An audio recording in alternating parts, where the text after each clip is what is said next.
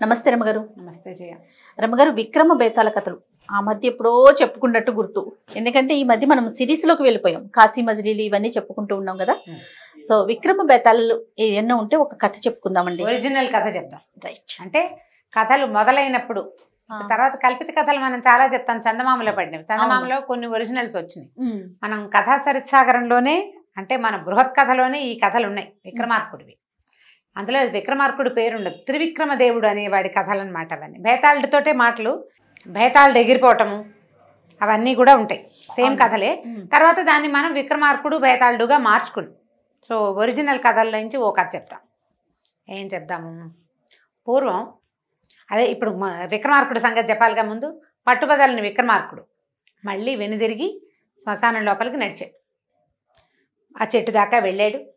చెట్టు పైకెక్కి ఆ పైన ఉన్న ఆ మృతదేహాన్ని కళేబరాన్ని బేతాళుడు ఆవహించి ఉన్న దాన్ని భుజాన్ని వేసుకున్నాడు. దిగాడు. కత్తి చేత్తో పుచ్చుకుని నడుచుకుంటూ వెళ్తున్నాడు. దీన్ని ఆవహించుకుని ఉన్న బేతాళుడు పక్కపక్క నవ్వాడు. ఎంత ఓపికవి నీకు, ఎన్ని విధాలైనా సరే నువ్వు మళ్ళీ మళ్ళీ వస్తూనే ఉన్నావు. సరే నీకు మార్గాయాసం తెలియకుండా ఒక కథ చెప్తానన్నాడు. సరే ఏం చెప్పాడు కథ? పూర్వమట తామ్రలిప్తి అనే ఒక నగరంలో ఒక వ్యాపారస్తుడు ఒక ఆయన ఉండేవాడు. అయితే ఆయనకి హిరణ్యవతి అని భార్య. ఆ హిరణ్యవతి ద్వారా ఆయనకి ధనవతి అని ఒక అమ్మాయి పుట్టింది. ఈ పిల్ల చాలా అందమైన అమ్మాయిట, భలే బాగుండేది. అయితే ఒక మంచి రాజా మహారాజాలు ఎవరికైనా వివాహం చేయాలని ఎక్కడెక్కడో ఇవ్వాలని అట్లా ఊహించుకునేవాళ్ళు. పిల్ల అందమైన పెళ్ళి ఉండేసరికల్లా పిల్లకి పెళ్లి సంబంధం, మంచి మొగుడు వస్తాడో రాడో అలాంటి బెంగలు కూడా ఉంటాయి. అయితే ఏమైంది, కొంతకాలం గడిచేసరికి పిల్లకు కాస్త యుక్త వయసుకు వచ్చేసరికల్లా తండ్రి సడన్గా మరణించేసరికల్లా ఈ పిల్ల మీద కన్ను వేసుకుని ఉన్న దాయాదుల్లో కొంతమంది మేనబావలు మేనమామలు వాళ్ళు, అక్కడి నుంచి ఆయన కజిన్స్ కొంతమంది వీళ్ళ మీద కొంచెం ఇబ్బంది పెట్టారు తల్లి పిల్లని. దాంతో ఈవిడ ఏం చేసిందంటే, ఈ భర్త లేడు వీళ్ళలో అంటే దీనికి ఏమైనా లొంగి వీళ్ళ ఒత్తిళ్ళకి లొంగి ఎవడో ఒక దిక్మాల మీద కట్టబెట్టాల్సి వస్తుంది పిల్లని. ఈ ఊరి నుంచి పారిపోదాం, ఇక్కడి నుంచి వెళ్ళిపోదాం, మనకు కలిగినంతలో మంచి సంబంధం ఆలోచించుకుని చూసుకుని పిల్లకి నచ్చింది అనురూపమైంది వెతుక్కోవచ్చు. కజిన్స్ మధ్యలో ఉంటే వీళ్ళంతా ప్రెస్ చేస్తే ఇంతలో ఏమవుతుంది, రాజుగారు ఆ ఊరు రాజుగారు చుట్టుపక్కలలోనే ఇవ్వమంటారు. అమ్మాయి ఇష్టం అలా అనరు కదా. నీకు భర్త లేడు, కూతురు ఒకతే, మగ పిల్లలు లేనప్పుడు ఒక అండగా ఉండే వాళ్ళకి చూసి ఇచ్చేసేయాలని రాజు కూడా ప్రెస్ చేస్తాడు.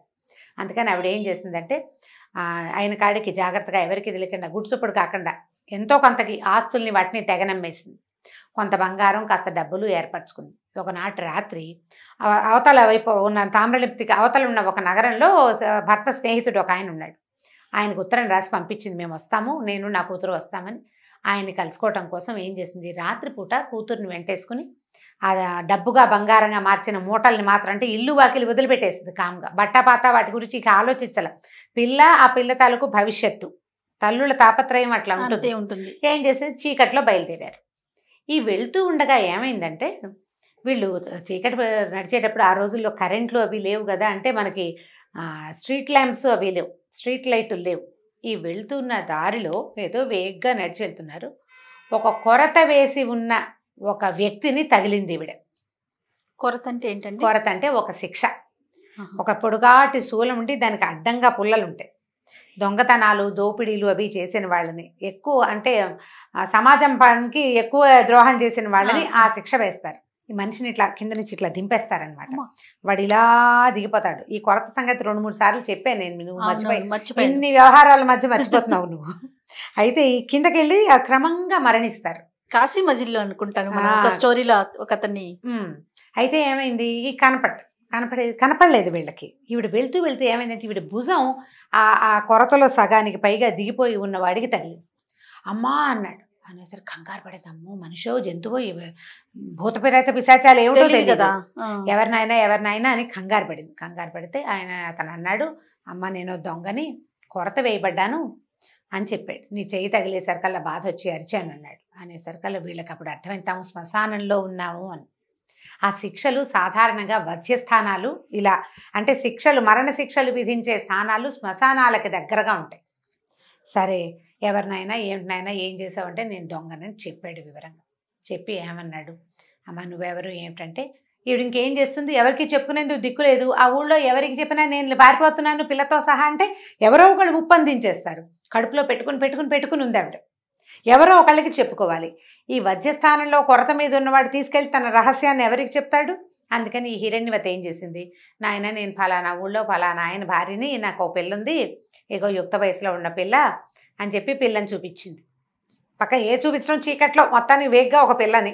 తర్వాత ఏమో పిల్లకి పెళ్లి చేద్దామంటే రకరకాల ఇబ్బందులు వచ్చినాయి, ఆస్తులు అమ్ముకొని పారిపోతున్నాను నాయన, తెలియక నేను తగిలాను, నన్ను క్షమించమంటే అతను ఏమన్నాడు, అమ్మ నీ కూతురికి పెళ్లి కాలేదన్నావు కదా, ఈ పిల్లని నాకు ఇచ్చి కన్యాదానం చేస్తావా అన్నాడు. అనేసరికి అలా ఆవిడ నవ్వింది.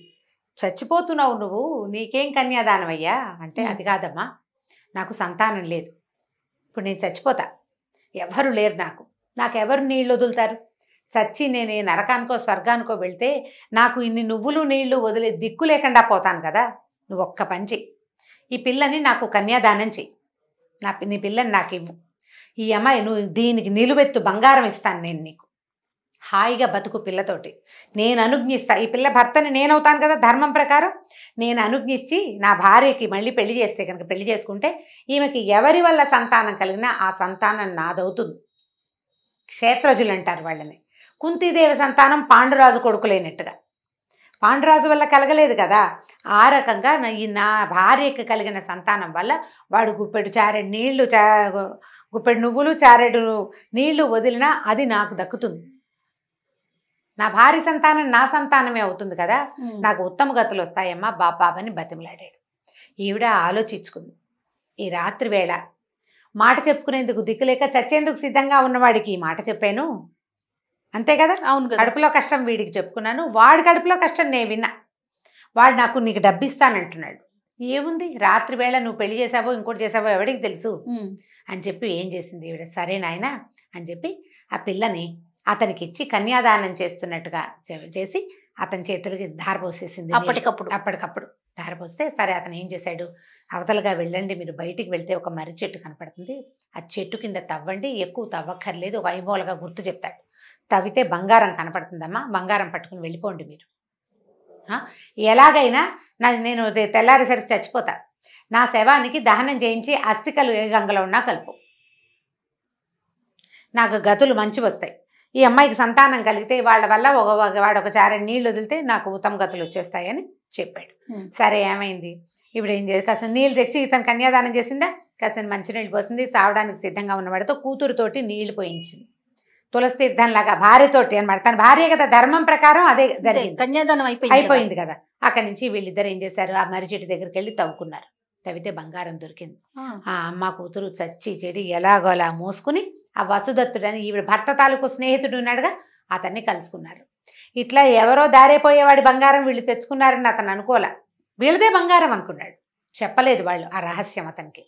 సరే తెల్లారింది, ఒక 2 రోజులు ఆ వసుదత్తుడి ఆయన దగ్గర ఉండి ఏం చేసిందంటే, మా చుట్టాల వాడే ఫలానా వాడు కొరత మీద ఉన్నాడు, వాడు చనిపోయాడు, పాపం వాడికి దహనం చేయిస్తానని మా ఆయన ఎప్పుడో మాట ఇచ్చాడని ఒక చిన్న అబద్ధం చెప్పి అతనికి యుక్తిగా అతనికి శవదహనం చేయించేసి ఆ అస్థి సంచయనం చేయించి తీసుకొచ్చింది, శాస్త్రోక్తంగా చేసేసింది. అక్కడి నుంచి కూతురుతోటి అక్కడ ఉన్న నదిలో భార్యతోటే కల్పించేసింది. అవి అతనితో రుణం తీరిపోయింది, అతను వీళ్ళకి డబ్బిచ్చాడు, వీళ్ళు అతను పని చేసేసారు. తర్వాత ఏమైంది, ఈయన సహాయంతో ఇంకా కొంచెం అవతల ఎగువకున్న ఇంకో నగరంలో చేరిపోయి అక్కడ పెద్ద మేడ పాతదేదో అమ్మకానికి ఉంటే ఆ మేడ కొనేసుకున్నారు. తల్లి పిల్ల స్థిమితంగా 4 పని వాళ్ళని పెట్టుకుని ఉండటం మొదలుపెట్టారు. ఈవిడేంటి, ఇప్పుడు కొత్త ఊళ్ళోకి వెళ్ళాము, చుట్టుపక్కల 4 స్నేహం చేయాలి, రాజుగారి దగ్గర కొంచెం మర్యాద నేర్పాలి, అక్కడ పెళ్లి సంబంధాలని ఫలానా ఊరు అని ముందు చెప్పినా చెప్పపోయినా గోత్రం భర్త ఎలాగూ లేడు, గోత్రనామాలు చెప్పుకుని మెల్లిగా పిల్లకి పెళ్లి సంబంధం చూద్దాం అనుకునేసరికల్ ఏమైంది, ఒకనాడు ఈ పిల్ల కూతురు ధనవతి చాలా అందమైన పిల్ల అని చెప్పాం కదా, ఓ వాకిట్లో నిలబడి చూస్తుంటే ఒక బ్రాహ్మణ అబ్బాయి అటు వెళ్తూ కనపడ్డాడు. అతని పేరు చిన్నస్వామి, చాలా అందంగా ఉన్నాడట. ఈ అమ్మాయి ఏం చేసింది, అమ్మ అతను చూడవే ఎంత బాగున్నాడు, అలాంటి వాడికి ఇచ్చి పెళ్లి చేయవే నన్ను అని అడిగింది. ఈవిడేమనుకుంది, పిల్లకి ఏమిటి అందమైన పిల్ల, దానికి అనురూపమైన వరుడు కావాలంతే, ఆల్రెడీ పెళ్ళైపోయిన పిల్ల రహస్యంగా. సరే ఏం చేశారు, చెలికత్తెని పంపించింది అమ్మాయి, మన ఇంటికి రమ్మని పిలవమని. చెలికత్తె వెళ్ళి అడిగింది, ఏమండి మలానా హిరణ్యవతి గారు అమ్మాయి ఇక్కడ మేడను చూసారు, ఆ మేడ వాళ్ళదే పచ్చ మేడ, వాళ్ళ అమ్మాయి ఎంతో అందంగా ఉంటుంది, మిమ్మల్ని ప్రేమించింది, మీరు నచ్చారు ఆవిడకి, మా ఇంటికి రండి అని పిలిచేసరికల్లా ఈయన అన్నాడు, నేను ఊరికే ఎందుకు వస్తాను, నాకు డబ్బులు కావాలి, ఇస్తుందేమో కనుక్కోమన్నాడు. ఈ చిన్నస్వామి అనేవాడు ఉన్నాడు కదా, వీడికి ఆ ఊళ్ళో ఒక మంచి పేరున్న నృత్యాంగన అంటే ఇష్టం, హంసావళి దాని పేరు. ఆ హంసావళికి ఒకరోజు ఆవిడతో స్పెండ్ చేయడానికి 700 వరహాలు ఆవిడ తాలూకు ఖరీదు. ఒకసారి 2 సార్లు వెళ్తే 700 పట్టుకురా లేకపోతే వెళ్ళిపోమన్నారు వాళ్ళు. వీడికి వీళ్ళ నాన్న దగ్గర డబ్బులు లేవు, వాడికేం పెద్ద సంపాదన లేదు, పిల్లాడు అందంగా ఉన్నాడు అంతే, ఒట్టందంతో ఏం చేస్తావు, కోరుకు తింటారు, డబ్బులు కావద్దు. అక్కడి నుంచి ఈ 700 కావాలి వీడికి. వీడేమనుకున్నాడు, పచ్చమేడ అంటే చాలా పెద్ద మేడ, వాళ్ళ దగ్గర డబ్బులు ఉంటాయి, ఇది ఎవరితో మనని పిలుస్తోంది కదా, పోనీ వెళ్ళి చూసి ఆ 700 ఇస్తుందేమో కనుక్కుందాం, వర్కౌట్ చేయడానికి ప్లాన్ చేశాడు.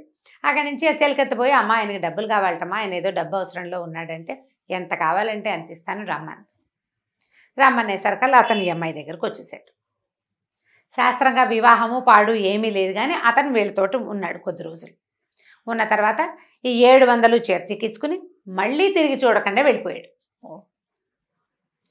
సరే, ఇప్పుడు మగవాళ్ళు అయితే వెళ్ళిపోతారు, ఆడవాళ్ళకి అవకాశం తప్పించుకునేందుకు లేదు కదా. ఈ అమ్మాయి కాస్త గర్భవతి అయింది. గర్భవతి అయ్యేసరికి వీళ్ళకి ఏం చేయాలో తెలియలేదు. సరే, గర్భానికి ఏముంది, పెరిగిపోతుంది ఆటోమేటిక్గా. అమ్మాయి రోజు శివాలయానికి వెళ్ళి ఏడిచేది, వాడెవడికో రాత్రిపూట నన్ను కన్యాదానం చేయటం ఏమిటి, వీడెవడినో ప్రేమిస్తే వీడు నా కొంప ముంచి వెళ్ళిపోవటం ఏమిటి, ఈ గర్భము నేనేం చేయను అని శివుడికి రోజు ప్రార్థించేది. పురిటినాటి రాత్రి ఆ పిల్లాడు పుట్టంగానే ఆ రోజు రాత్రి పరమశివుడు కల్లో కనపడ్డాడట.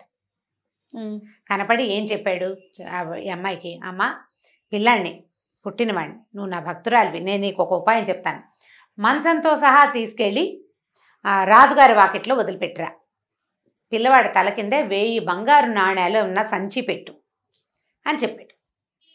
ఈ అమ్మాయి ఏం చేసింది, తెల్లవారకండానే, రాత్రి చీకటి పడుతుండగా డెలివరీ అయింది, తెల్లవారకండానే పిల్లాడిని ఎత్తుకుని వాడికి ఒక చిన్న మంచంతో ఆ 1000 బంగారు నాణ్యాలు సంచులు పోసి, డబ్బు ఉంది పిల్ల దగ్గర, ఆ డబ్బు ఎక్కడిది, దొంగ ఇచ్చింది.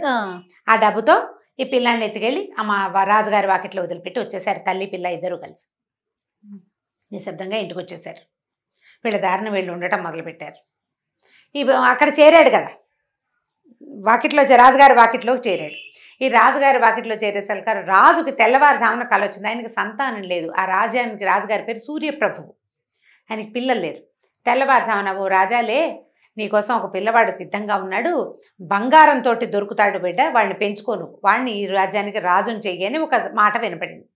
ఏదో కల్లో వేగ్గా వినిపించింది. అవునో కాదో చూద్దామని ఈయన లేచి బయటకు వచ్చేసరికల్లా కోటగా గుమ్మం వాకిట్లో మంచము, పసిబిడ్డ మంచము, దాని వాడి ఎత్తికిందే 1000 నాణ్యాలు కనిపించింది. 1000 నాణ్యాలు అంటే అది చిన్న సొమ్ము కాదు. ఆ పిల్లల్ని అలాంటి 10 మంది పిల్లల్ని ఈజీగా పెంచేసేయచ్చు. అక్కడి నుంచి ఇంత సంపదతోటి దొరికేసరికల్లా పిల్లాడికి చంద్రప్రభువు అని పేరు పెట్టి రాజుగారు పెంచుకున్నాడు. వీళ్ళకి తెలిసింది మన రాజుగారు పెంచుకుంటున్నాడు, ఇంకా ఏం పర్వాలేదు అని. వీళ్ళ దారిని వీళ్ళు ఇప్పుడు ఎలాగో తమ పిల్లాడే, ఏదో ఒకటి జరగాల్సింది జరుగుతుంది అనుకున్నారు. తల్లి పిల్ల వాళ్ళ దారిన వాళ్ళు ఉన్నారు, పెద్దవాళ్ళు అయిపోయారు, వాళ్ళ కథ అయిపోయింది. రాజుగారి దగ్గర చేరాడు కదా, పిల్లాడు చక్కగా పెద్దవాడయ్యాడు, పిల్లాడు చక్కగా అందంగా, తల్లి అందమైంది, తండ్రి ఇంకా అందమైన వాడు, పిల్లాడు కూడా అందంగా చక్కగా చందమామల్లే ఉండేవాడు. రాజుగారు అన్ని రకాల విద్యలు నేర్పించారు, పెంచుకున్నారు కదా. ఈ పెంపకం హడావిడి, పిల్లాడు కాస్త పెద్దవాడయ్యాడు. కొంచెం బాగా పెద్ద అయ్యేసరికి ఆయన ఏం చేశాడు, తన రాజ్యాన్ని ఉత్తరాధికారి అయిన ఈ పిల్లాడికి అప్పచెప్పి ఆయన కాశీలో నివసించడానికి వెళ్ళిపోయాడు రాజు. కొంతకాలం అయ్యాక రాజుగారు ఆ ఊళ్ళో మరణించాడు. మరణిస్తే ఖబర్ వచ్చింది, రాజుగారు మరణించారంటే. అయ్యో, దహనక్రియలు చేయడానికి మేము ఇంత దూరంగా ఉన్నాము, సరే దహనక్రియలు అయిపోతాయి, ఎవరో చేసేస్తారు దగ్గరున్న వాళ్ళు, కానీ పిండ ప్రదానం చేయాలి కొడుకు. అందుకని నేను నాన్నకి మొదలటం కోసం నేను వెళ్తానంటే ప్రజలు వీళ్ళు మంత్రులు అంతా వద్దు నువ్వు ఎందుకు అంత దూరం వెళ్ళటమని అన్నారు. కానీ అతను ఒప్పుకోలేదు. నేను దొరికిన బిడ్డని పెంచి రాజ్యాన్ని ఇస్తే ఆయనకి నీళ్ళైనా వదలద్దా నేను కనీసం, ఆయన ఎంత వానప్రస్థానికి వెళ్ళిపోతే మాత్రం నేను చేయాల్సిందేనని ఇతను కొంతమంది సైన్యము కాస్త సహాయకులతోటి బ్రాహ్మణులతోటి కలిసి రాజుగారు అక్కడికి వెళ్ళాడు. వెళ్ళేసరికల్లా సరే గయలో శ్రాద్ధం చేయాలనుకున్నారు. ఆయన కాశీలో మరణించాడు కదా, గయా శ్రాద్ధం విశేషం కదా. ఈ మిగిలిన ఉత్తరక్రియలు విధానాలన్నీ అయిన తర్వాత రాజుగారు ఆ పిండాన్ని జలంలో వదిలిపెడతారనమాట. పిండం చేయటం అంటే ఏమిటి, ఆ పిండం అంటే ఇదేదో బ్యాడ్ వర్డ్గా ఉంటుంది, ఏమీ లేదు, పప్పు ఉండ ఒకంత ముద్ద. ఈ ముద్దని నీటిలో వదలబోయాడు. వదలపోతే 3 చేతులు వచ్చినాయిట పైకి, ఇలాగా 3 చేతులు వచ్చినాయి. 3 చేతులు చూసరికల్ నిర్ఘాంతపోయాడు. ఏ చేతిలో ఈ పిండాన్ని పెట్టాలో తెలియదు రాజుకి. ఆ బ్రాహ్మలంతా చుట్టుపక్కల చేరిన వాళ్ళంతా చూశారు. 3 చేతులు చూస్తే మొదటి చేతికి ఇనప మేకు గుచ్చుంది. అంటే వీడు దొంగ. ఆ దొంగతనం చేసిన వాళ్ళకి వేసే శిక్ష ఏంటి? ఈ చేతుల్లో మేకులు కొడతారు. అది నల్లటి చెయ్యి, తాడుగట్టుంది. అంటే మొదటివాడు దొంగ. రెండో వాడి చేతికి పవిత్రం ఉంది. అంటే దర్భతో చేసినటువంటి ఉంగరం. రెండోది బ్రాహ్మడి చెయ్యి. మూడోది కంకణాలు, ఉంగరము, రాజముద్రికతో ఉన్న చెయ్యి రాజుగారి చెయ్యి. 3 చేతులు వచ్చింది. వీళ్ళ ముగ్గురులో నా తండ్రి ఎవరు అనేది రాజుగారు డిసైడ్ చేసుకోలేక నిర్ఘాంతపోయాడు. ఇప్పుడు భేతాళుడు అడిగాడు, ఎవరికి ఇవ్వాలి? విక్రమార్కుడిని. ఇప్పుడు ఈ ముగ్గురులో ఈ రాజుకి తండ్రి ఎవరు, అతను ఎవరికి ఈ పిండాన్ని పెట్టాలి అనేసరికి రాజు చాలా బాగా తెలివిగా చెప్పాడు. అసలు అందులో గుంజాటనే లేదు. మొట్టమొదట కన్యని వివాహం చేసుకున్నాడు కదా, కన్యాదానం తీసుకున్నవాడే ఈ పిల్లాడికి తండ్రి. అదేలాగా అన్నాడు భేతాళుడు. ఎలాగా అంటే కన్యని పెళ్లి చేసుకున్నాడు. భార్యకి నువ్వు ఇంకొకటి ద్వారా సంతానాన్ని పొందు, ఆ సంతానం నాదవుతుందని అనుజ్ఞ ఇచ్చినవాడు నిజమైన తండ్రి. ఇప్పుడు చిన్నస్వామి ఉన్నాడు, అతని వల్లే ఈ కుర్రాడు కలిగాడు. కానీ అతను ఏం చేశాడు? డబ్బుల కోసం వచ్చాడు ఇక్కడికి, అంతే. అంటే తనని తను అమ్ముకున్నాడు. కాబట్టి వాడికి హక్కు లేదు. కన్న తండ్రి అయినప్పటికీ, ఫిజికల్గా వాడే తండ్రి అయినప్పటికీ అతనికి అవకాశం లేదు. ఇప్పుడు రాజుగారు ఇతని రాజ్యానికి రాజుని చేశాడు. కానీ ఈ పిల్లాన్ని దేంతో పెంచాడు? 1000 బంగారు నాణ్యాలతోటి పెంచాడు. ఆ డబ్బు ఎవరిది? మొదట అతనిది. ఇప్పుడు పిల్లవాడి తల్లి, పిల్లవాడి పెంపకానికి సరిపడా డబ్బు, వీడు కలగడానికి ఆజ్ఞ, ఈ 3 ఇచ్చినటువంటి దొంగే రాజుగారి పిండానికి అర్హుడు. మిగిలిన వాళ్ళిద్దరికీ అర్హత లేదు. వాళ్ళిద్దరూ అతని తండ్రులు కాదు. ఇతనే తండ్రి. కన్నవాడు పెంచినవాడు కాకుండా ఆజ్ఞ ఇచ్చిన వాడే తండ్రి అవుతాడని చెప్పాడు రాజు. భేతాళుడు మెచ్చుకున్నాడు. అబ్బా శభాష్, చాలా బాగా చెప్పావు. కానీ నువ్వు మౌనభంగం చేసావు, మాట్లాడేవు కదా, కాబట్టి నేను వెళ్ళిపోతున్నా అని చెప్పేసి ఒక్క ఉదుటున ఈ దేహంతో సహా భేతాళుడు ఎగిరి మళ్ళీ మరిచెట్టు ఎక్కేశాడు. కథ మళ్ళీ మొదలైంది. విక్రమార్కుడు మళ్ళీ వెనుదిరిగి 4 అడుగులు శ్మశానం లోపలికి వేశాడు. కథ కంచికి మనం ఇంటికి. చాలా బాగుంది. ఇవి ఒరిజినల్ సిరీస్? ఒరిజినల్. ఎన్ని ఉంటాయండి ఒరిజినల్? అవి 24 ఏమో అని అనుకుంటున్నా. ఓకే, నేను చెప్తాను. చివరి కథ చెప్పి ఏం చేద్దాం, ఒక 5-6 ఒరిజినల్స్ నుంచి ఒక 5-6 కథలు చెప్దాము కనీసం. అంటే కొన్ని ఇంతకుముందు మనం చెప్పుకున్నామండి. ఒక 5-6 ఈజీగా చెప్పుకోవచ్చు మనం. అది చెప్పాక చివరి కథ చెప్పి ఇంకా విక్రమార్కుడు చెప్పను అని చెప్తా. రైట్. థ్యాంక్ యూ రమ్మ గారు. ఇంకో స్టోరీతో కలుద్దాం. బాయ్ చెయ్య. బాయ్ అండి. ఈ వీడియో కనుక మీకు నచ్చినట్లయితే లైక్ చేయండి, షేర్ చేయండి. మరిన్ని వీడియోస్ కోసం మా ఛానల్ని సబ్స్క్రైబ్ చేసుకోండి.